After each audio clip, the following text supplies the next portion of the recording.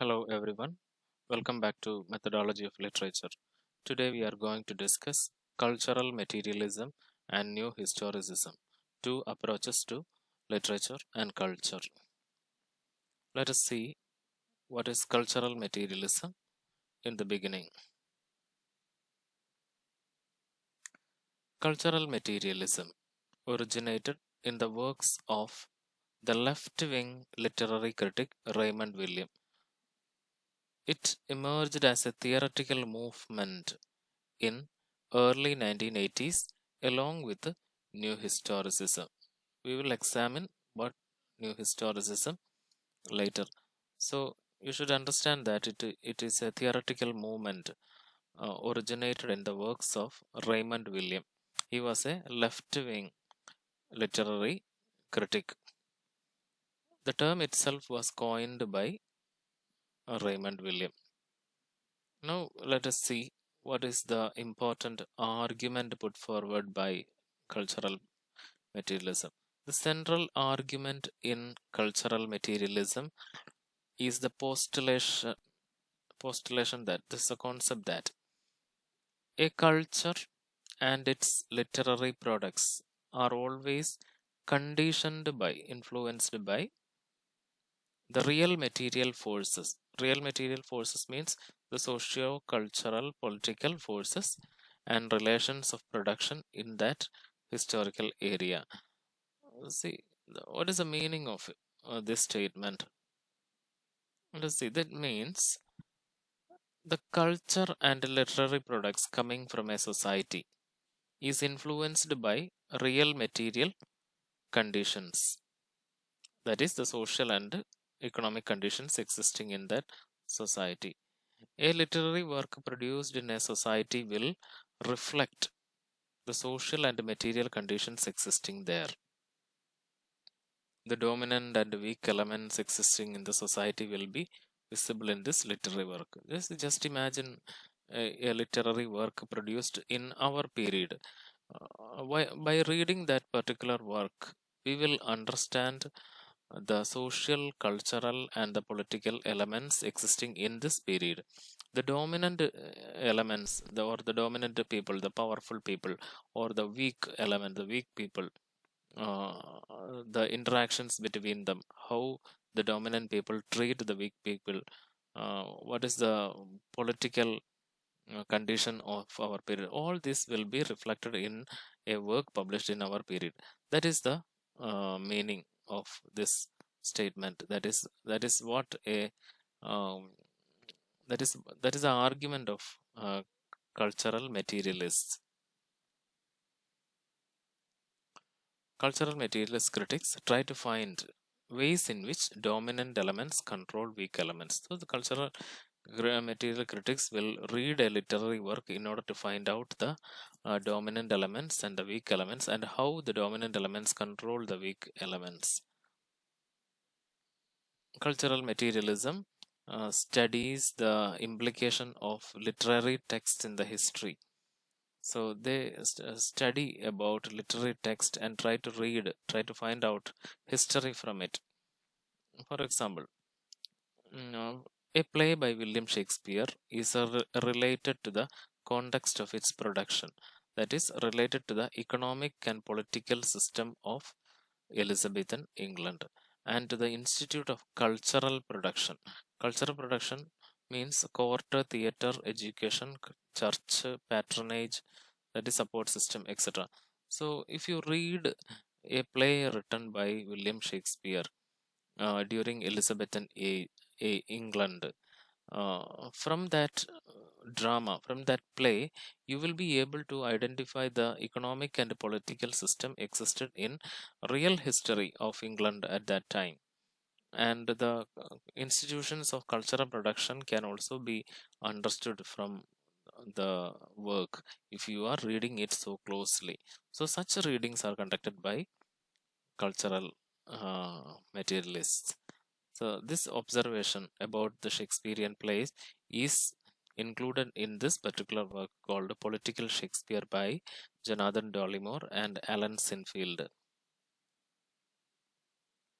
Okay.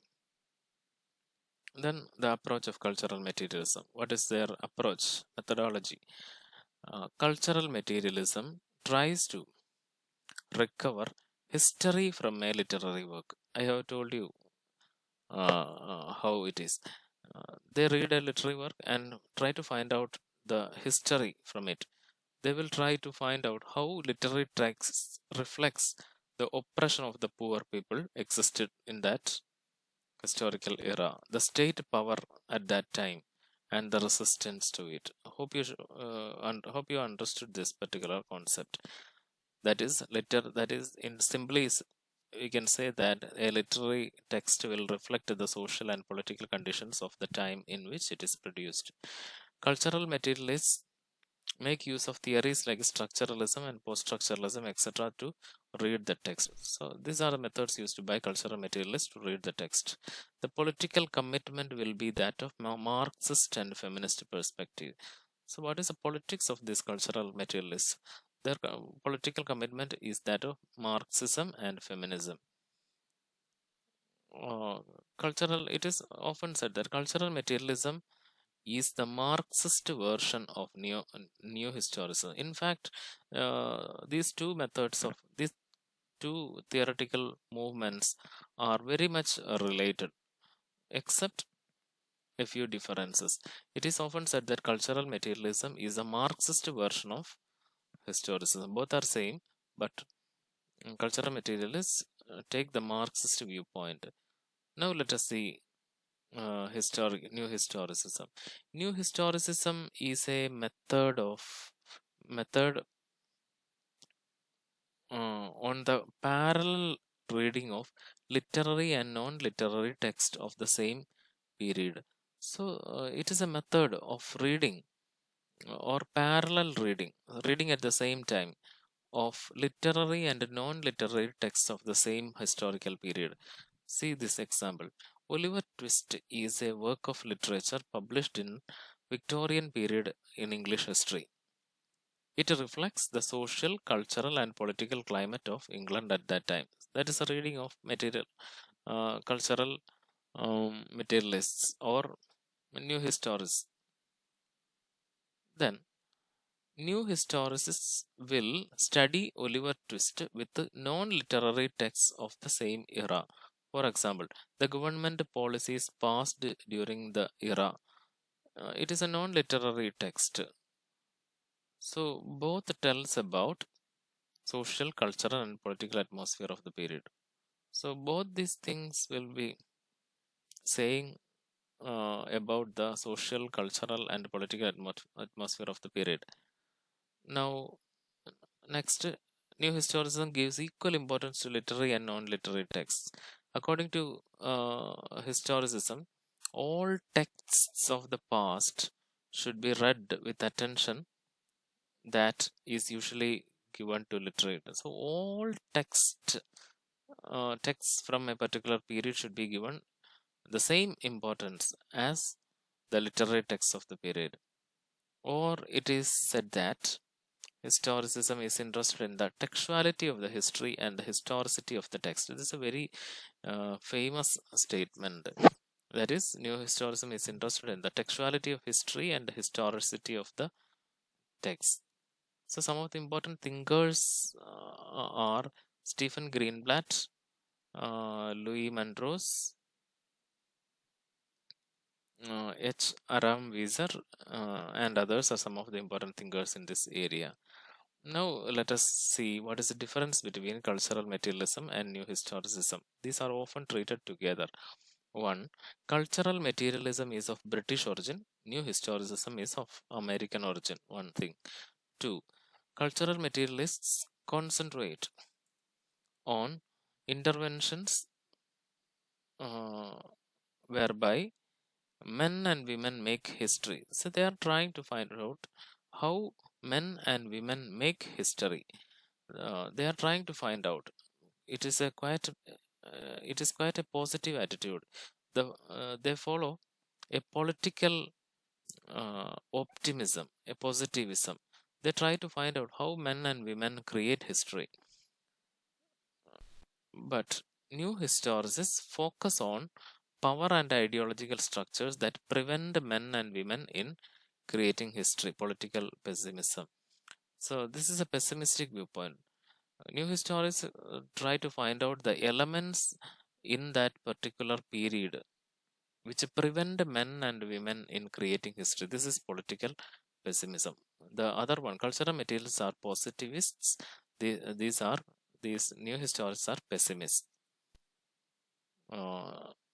Then new historicist situates literary texts in the political situation of its own period, whereas cultural material situates it with that of our own period.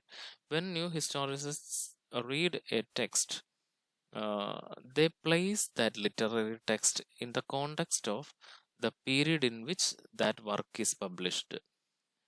However, it is not the method of cultural material. Cultural materials study that literary text in the context of the period in which we are living.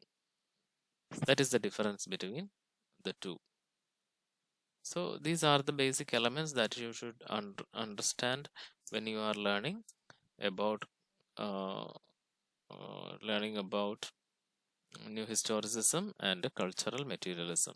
So we are coming to the end of it. You can read this, you can watch and listen this video, pause wherever necessary in order to read the definitions, the names of the thinkers and the concepts, etc. So thank you very much.